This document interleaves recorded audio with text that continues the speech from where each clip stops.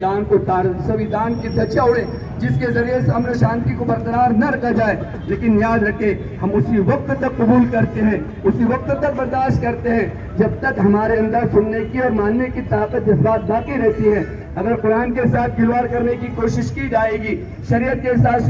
खिलवाड़ करने की कोशिश की जाएगी, तो याद रखिए, जहाँ पर हम आपकी बातों को मानते हैं, जहाँ तक आपके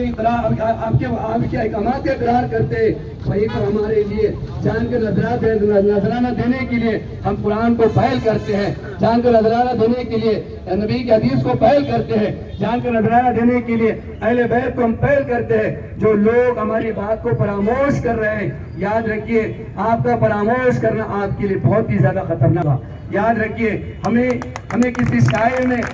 शायर ने आपकी तरफ इस बात की हिदायत की है और आपको कहा है, सरफरोशी भी हमारे दिल में है, सरफरोशी की तमन्ना अब भी हमारे दिल में है, देखना जोर कितना बाजू कातिल में है। हम हुकूमत से अपील करते हैं कि जिस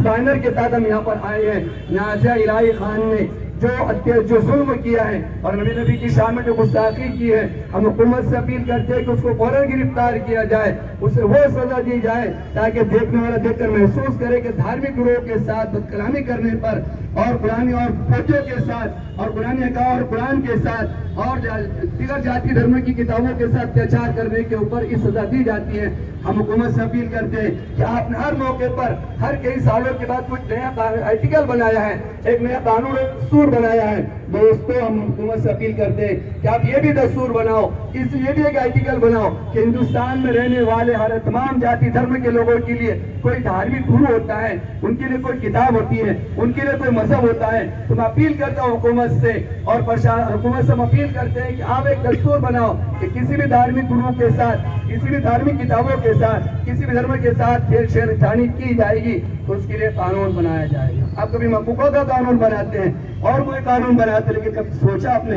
कि मकूका का कानून आपने बनाया है, हम आपकी बात को फॉलो करते हैं, लेकिन मकूका के कानून से कई ज्यादा धार्मिक गुरुओं के साथ खिलवाड़ करना होता है, धार्मिक मजहबों के साथ खिलवाड़ करना होता है, धार्मिक जातियों के साथ खिलवाड़ करना होता है। आपसे अपील करते हैं कि आप कोई ऐसा कानून और दस्तूर बनाए कि जिसके जरिए से हिंदुस्तान में बसने वाले तमाम इंसान और तमाम जाति धर्म के लोग भी अमन में रहे, उनकी धार्मिक किताबें भी अमन में रहे, उनमें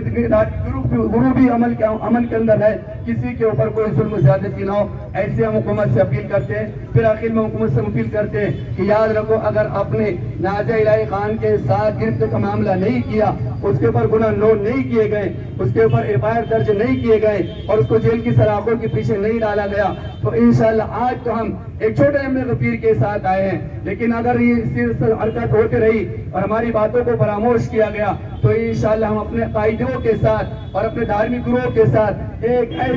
ऐसी मुहिम चलाएंगे कि जो आपके लिए देखने के काबिल होगी और आप उसको देखकर शायद ही आप अपने प्रशासन को और आप अपने दिफाई पहलुओं को नहीं, आप दिफाई पहलुओं पर आप जो है तो कामयाबी हासिल नहीं कर सकते। इसके लिए आपसे अपील की जाती है। हम बड़े प्यार मोहब्बत से आपसे अपील कर रहे हैं कि नाज़िया खान ने बोली नाशाइस्ता और गंदी जुबान इस्तेमाल की है, उसके ऊपर कानूनी कार्रवाई की जाए और उसको गिरफ्तार किया जाए। इसी के ऊपर मैं अपनी बात को खत्म करता हूँ। अस्सलाम वालेकुम व रहमतुल्लाह।